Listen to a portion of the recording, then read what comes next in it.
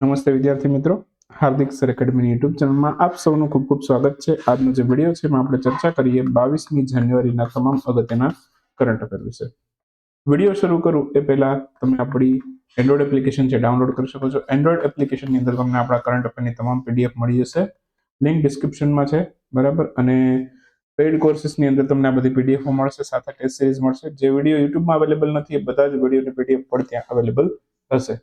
તમે એ paid course લઈ શકો છો. 299 રૂપિયામાં તમારે આ કિંમત પણ પે નથી કરવાની. કૂપન દેખાશે તમને કોર્સના પેજની અંદર. 299 વાળા એમઆરપીમાં જશો અંદર એટલે તમને કૂપનો દેખાશે, એમાં ક્લિક કરશો એટલે ઘણી કિંમતો ઘટી જશે. તો ઓફર શરૂ છે, 26 જાન્યુઆરીથી પ્રાઇસ બદલવાની છે. નવી પ્રાઇસ છે એપ્લિકેશનમાં મુકાઈ ચૂકી છે. જેમને ઈચ્છા છે વહેલી તકે લઈ લેજો. ક્લિયર?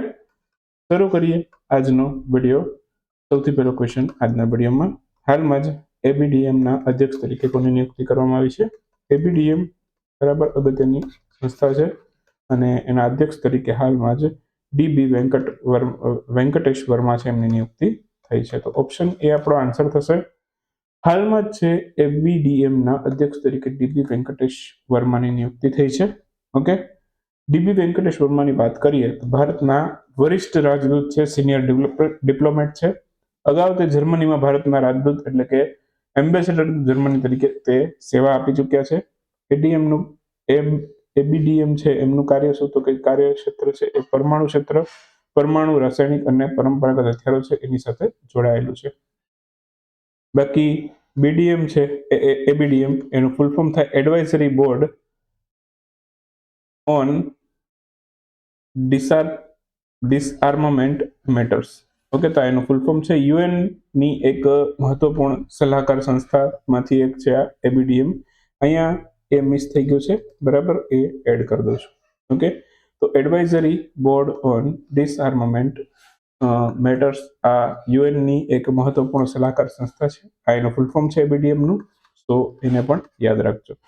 તો ડીબી વેંકટેશ વર્મા એના અત્યારે અધ્યક્ષ બન્યા છે. આની સ્થાપના 1978માં થયેલી છે. મુખ્ય કાર્ય નિશસ્ત્રીકરણ સંબંધિત મુદ્દાઓમાં સલાહ આપવાનું હોય છે. સંયુક્ત રાષ્ટ્રના મહાસચિવ છે, બરાબર, એને એબીડીએમ સલાહ આપે છે. મતલબ કે એન્ટોનિયો ગુટેરેસ છે અત્યારે સેક્રેટરી જનરલ છે, તો એમને સલાહ આપે છે, મહાસચિવોને સલાહ આપવાનું કાર્ય કરે છે. ખાસ કરીને હથિયાર નિયંત્રણ એટલે કે આર્મ લિમિટેશન અને હથિયાર ઘટાડા જેવા મુદ્દાઓ પર પણ કાર્ય કરે છે. એબીડીએમમાં કુલ 15 સભ્યો હોય. ઓકે, અને અત્યારે અધ્યક્ષ તરીકે આપણા ડીબી વેંકટેશ વર્મા સિલેક્ટ થયા છે. તો ગર્વની બાબત છે આપણા ઇન્ડિયા માટે. ભારતના સૌ પ્રથમ લોકપાલ સ્થાપના દિવસની ઉજવણી ક્યારે કરવામાં આવેલી છે? તો લોકપાલ સ્થાપના દિવસ 16મી જાન્યુઆરીએ ઉજવાયેલો હાલમાં જ. તો હાલમાં જ ભારતની અંદર સૌથી પહેલી વખત લોકપાલ સ્થાપના દિવસની ઉજવણી 16 જાન્યુઆરીના રોજ કરવામાં આવી છે. ગયા વર્ષે 2025માં સૌથી પહેલી વખત આ લોકપાલ સ્થાપના દિવસ ઉજવાયેલો છે. સૌથી પહેલી વખત 2025માં ઉજવાયેલો છે. બાકી લોકપાલ એક્ટ આવ્યો તો 2013માં, એના હેઠળ લોકપાલની સ્થાપના થઈ. બરાબર. લોકપાલનો મુખ્ય હેતુ શું? તો કે દેશમાંથી ભ્રષ્ટાચાર છે એને રોકવું. સૌથી પહેલા લોકપાલ પિનાકી ચંદ્ર ઘોષ છે. હાલના ભારતની અંદર જે લોકપાલ છે અજય મણિકરાવ ખાનવિલકર છે. હાલના પણ યાદ રાખજો. સૌથી પહેલા જે લોકપાલ હતા એમને પણ યાદ રાખજો. ક્લિયર? હાલમાં જ આઈએસએસ છે એના ઇતિહાસમાં પ્રથમ વખત મેડિકલ ઇમરજન્સીને કારણે ક્રૂને પૃથ્વી પર પરત લાવવામાં છે. આ આઈએસએસ છે એની સ્થાપના ક્યારે થયેલી છે? તો 1998માં. આ ભૂલથી બોલ્ડ થઈ ગયો, બાકી આન્સર એ જ છે, બરાબર. 1998 છે, બરાબર, ત્યારે આની સ્થાપના થઈ હતી, બરાબર. આઈએસએસ નું ફૂલ ફોર્મ શું? તો કે ઇન્ટરનેશનલ સ્પેસ સ્ટેશન. શું થાય? International space station. ક્લિયર? એનું ફૂલ ફોર્મ છે. ઇતિહાસમાં પ્રથમ વખત એવું થયું છે કે મેડિકલ ઇમરજન્સીને કારણે પૃથ્વી પર ક્રૂને પરત લાવવામાં આવ્યું. ક્રૂ મતલબ કે એની અંદર જે વૈજ્ઞાનિકો બેઠીને ગયા હોય, બરાબર, એ બધા એના ક્રૂ ગણાય, બરાબર. તો વૈશ્વિક અંતરિક્ષ ઇતિહાસમાં મહત્વપૂર્ણ અને અનોખી ઘટના છે આ, બરાબર. અત્યાર સુધીમાં સૌથી પહેલી વખત એવું થયું છે કે મેડિકલ ઇમરજન્સીને કારણે આખી ક્રૂ છે એ પરત પાછી પૃથ્વી પર આવી ગઈ છે. ક્લિયર? તો international space station full form છે. 1998માં સ્થાપના થઈ હતી. કયા કયા દેશોની પાર્ટનરશિપથી આ ઇન્ટરનેશનલ સ્પેસ સ્ટેશન બનેલું છે? તો અમેરિકા, રશિયા, યુરોપ, જાપાન અને કેનેડા. આ બધા દેશોએ મળી અને ઇન્ટરનેશનલ સ્પેસ સ્ટેશન એટલે કે ISS બનાવેલું છે. ક્લિયર? તો એ વસ્તુ યાદ રાખજો. બાકી અત્યારે ચાઇનાનું પોતાનું અંતરિક્ષ સ્પેસ સ્ટેશન છે. આપણે પણ અંતરિક્ષ સ્પેસ સ્ટેશન બનાવવા માટેના લક્ષ્યાંકો રાખ્યા છે. ક્લિયર? તો તમને બે ઓપ્શન આપું છું. આપણો જે ઇન્ડિયન સ્પેસ સ્ટેશન બનાવવાનું છે, ભારતનું સ્પેસ સ્ટેશન, એનો ટાર્ગેટ શું છે? 2035 છે કે પછી 2040 છે? ચલો કોમેન્ટ કરજો કોમેન્ટની અંદર. હાલમાં જ ઇમરજન્સી દરમિયાન ક્રૂની તાત્કાલિક સલામતીની મેડિકલ ઇમરજન્સી જે થઈ એના કારણે ક્રૂની જે તાત્કાલિક સલામતીની પ્રાથમિકતા છે, બરાબર, એ પ્રાથમિકતા બની. ઓકે, બાકી વાત કરીએ તો SpaceXની મદદથી પાછું લાવ્યું. જ્યારે પણ આવું થાય, બરાબર, હમણાં વચ્ચે સુનિતા વિલિયમ્સ અંતરિક્ષમાં ફસાઈ ગયા હતા 7 દિવસ માટે, 6-1 મહિના રહીને આવ્યા, બરાબર, ટેકનિકલ ખામીઓના કારણે પરત લાવવાનું પોસિબલ ના થયું. તો છેલ્લે એમાં પણ SpaceXની મદદ લીધી હતી ત્યારે, અને અહીંયા પણ જ્યારે અંતરિક્ષમાંથી અવકાશયાત્રીઓને પાછા લાવવાના થયા તો ત્યારે પણ SpaceXની મદદ લેવામાં આવી. SpaceXનું કયું યાન વાપર્યું? તો કે ક્રૂ ટ્રેકર નામનું યાન વાપરી અને ફરી પાછા પૃથ્વી ઉપર પરત લાવ્યા. નાસા SpaceX બંને મળીને આખું મિશન કર્યું પૃથ્વી ઉપર, આખું મેડિકલ ઇમરજન્સીને કારણે ક્રૂ પરત લેતા આવ્યા. સ્પિતુક ગુસ્તોર મહોત્સવ છે એનું આયોજન કયા સ્થળે કરવામાં આવેલું છે? તો સ્પિતુક ગુસ્તોર મહોત્સવ છે એ બૌદ્ધ ધર્મનો તહેવાર છે, બરાબર, બૌદ્ધ ધર્મનો તહેવાર છે. તો એ લદ્દાખમાં ઉજવાયેલો છે. ઓકે, બૌદ્ધ ધર્મ મુખ્યત્વે લદ્દાખ, સિક્કિમ, હિમાચલ, ઉત્તરાખંડ એવા બધા જે પહાડી વિસ્તારો છે ત્યાં બૌદ્ધ ધર્મ ઘણો પ્રચલિત છે. તો લદ્દાખ આપણો આન્સર થશે, ઓપ્શન સી જવાબ છે. ઓકે, તો હાલમાં જ સ્પિતુક ગુસ્તોક મહોત્સવ છે એનું આયોજન લદ્દાખમાં થયું છે. લદ્દાખનો પ્રસિદ્ધ બૌદ્ધ મહોત્સવ એટલે અથવા ધાર્મિક ઉત્સવ છે. ક્યાં થાય છે? લદ્દાખમાં સ્પિતુક મઠ આવેલો છે, બરાબર, તો ત્યાં આનું આયોજન થાય છે. બૌદ્ધ ધર્મ સાથે સંકળાયેલ તહેવાર છે, 2 દિવસ સુધી ચાલવાનો છે. મુખોટા નૃત્ય કરવામાં આવે છે એટલે કે એને ચામ ડાન્સ કહેવાય છે. ક્લિયર? તો એ ત્યાં થશે. અને બાકી ચામ નૃત્યથી છે અસુરો પર દેવતાના વિજયની ગાથા છે એ દર્શાવવામાં આવે છે. મતલબ કે અસુરો છે એના ઉપર દેવતાની હંમેશા વિજય થાય છે એવું એ નૃત્યની અંદર દર્શાવવામાં આવે. નાટક ટાઈપનું નૃત્ય થાય. ક્લિયર?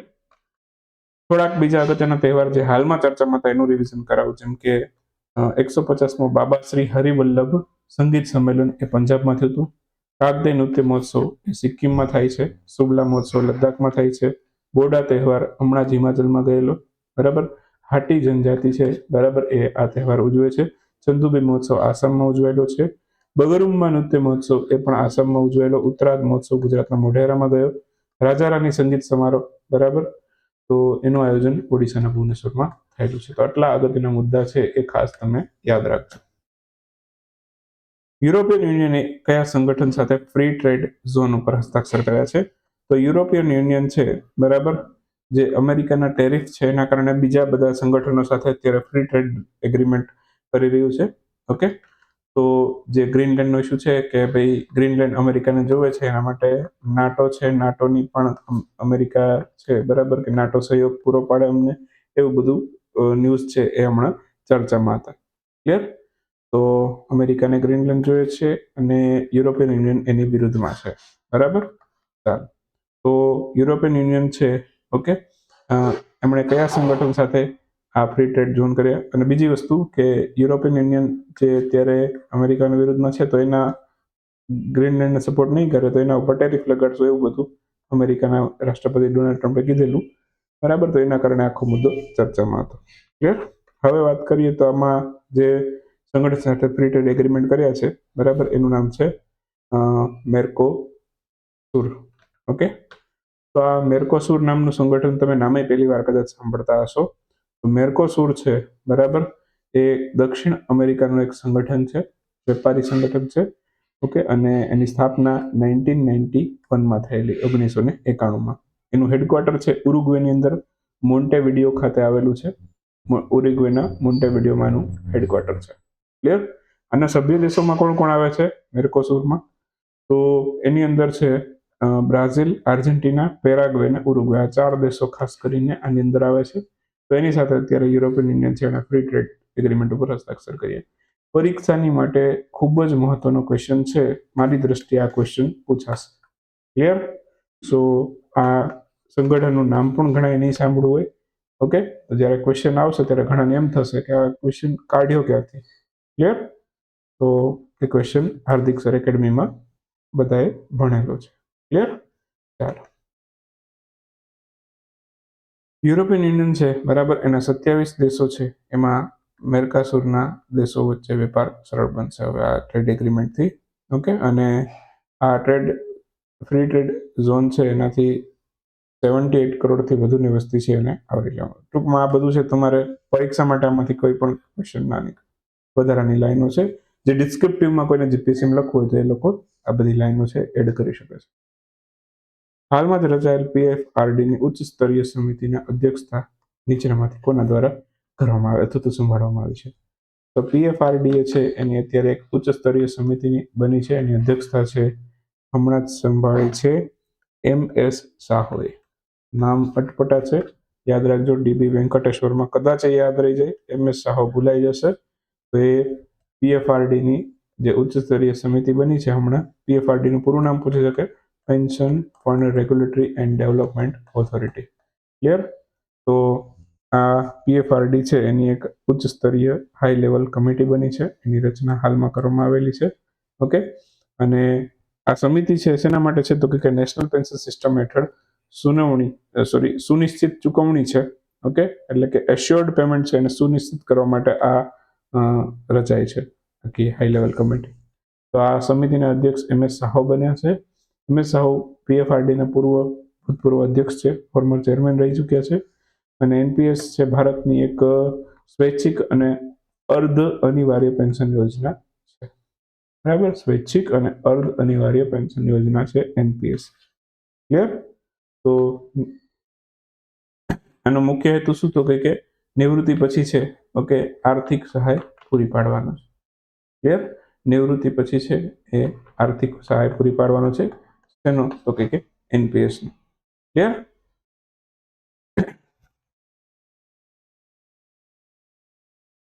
આના પછી આનું અપડેટેડ વર્ઝન આવી ગયું છે બરાબર. આ તો એનપીએસ છે, નેશનલ પેન્શન સ્કીમ. એના પછી યુપીએસ આવી ગઈ છે કંઈક, યુનિફાઈડ પેન્શન સ્કીમ કેવું કંઈક, યુપીએસ. ક્લિયર? એક હતી old pension scheme, OPS. Clear?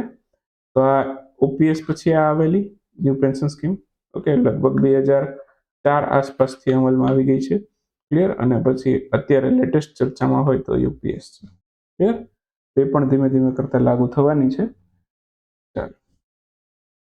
હાલમાં જ આ સમિતિનું મુખ્ય કાર્ય એનપીએસ અંતર્ગત મુખ્ય ચૂકવણી છે એને વધુ વિશ્વસનીય અને સુરક્ષિત બનાવવાનું કાર્ય છે. મતલબ આ આખી સમિતિ છે ને પેન્શનનું ફંડિંગ છે વ્યવસ્થિત રીતે થાય એ માટે બનાવવામાં આવી છે, એનું મોનિટરિંગ કરશે. ક્લિયર? ફંડ મેનેજમેન્ટ અને રિસ્ક મિટિગેશન છે એના ઉપર આ પેન્શન સમિતિ છે એ પેન્શન ફંડ મેનેજમેન્ટ અને રિસ્ક મિટિગેશન એના માટે ભલામણ કરશે. ક્લિયર? બાકી સમિતિનો બીજો મુખ્ય હેતુ છે ન્યૂનતમ ગેરંટી આવક એટલે કે મિનિમમ એશ્યોર્ડ પેન્શન છે એના વિકલ્પો શોધવાનો છે. સમિતિમાં નાણાં, પેન્શન, નિયમન ક્ષેત્રના નિષ્ણાંતો બધા સામેલ હશે. પીએફઆરડીની વાત કરીએ તો 2003માં સ્થાપના થઈ અને પેન્શન ક્ષેત્રનું નિયમન કરે છે.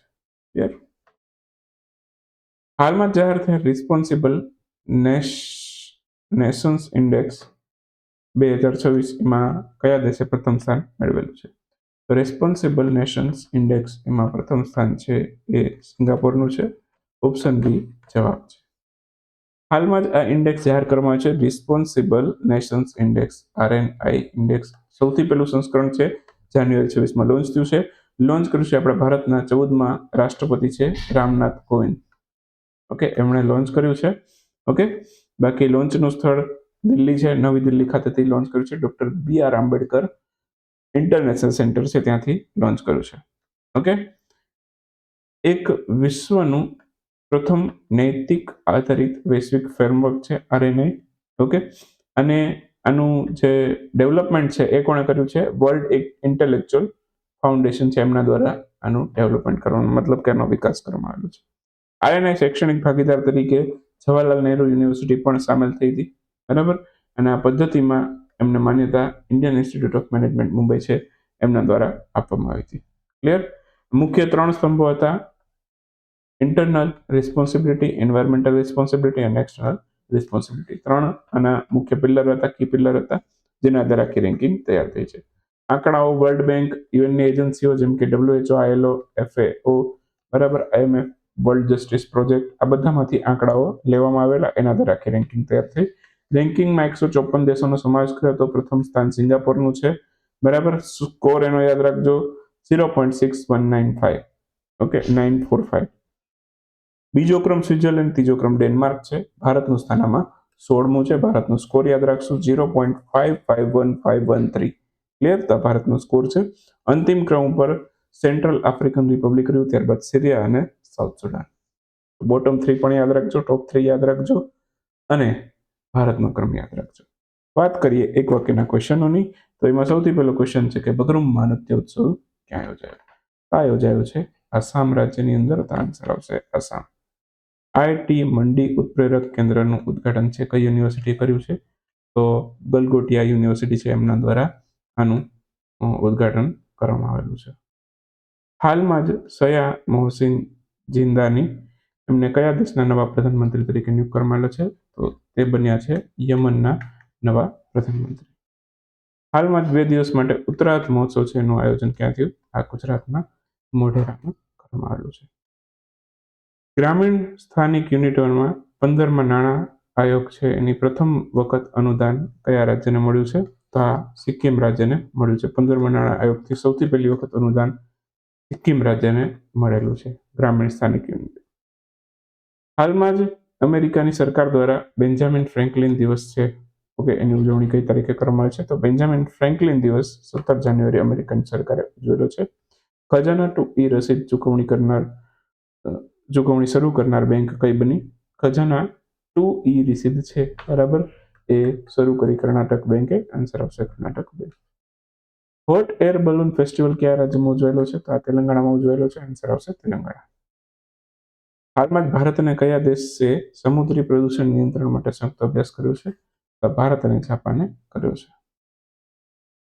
હાલમાં જ આમે પઢીબા આમે આમાં ભસારે આ યોજના છે કયા રાજ્યની છે? ગુજરાતની તો 100% નથી, ઓકે, તો કોની છે? આ ઓડિશાની છે. એમએસએમઈ મંત્રાલયે નવા ટેકનોલોજી સેન્ટરો માટે કયા રાજ્યને મંજૂરી આપી છે? તો આ હિમાચલ પ્રદેશ છે, બરાબર, એમ આ રાજ્યમાં મંજૂરી આપવામાં આવી છે. ક્લિયર? તો એમએસએમઈ મંત્રાલય હિમાચલ પ્રદેશ રાજ્ય માટે ટેકનોલોજી સેન્ટરોમાં એ મંજૂરી આપી છે. ક્લિયર? તો આ સાથે જ 21મી જાન્યુઆરીનો વિડીયો અહીં સમાપ્ત કરશું. મળીએ 22મી જાન્યુઆરીના વિડીયોમાં. ત્યાં સુધી રજા લેશું.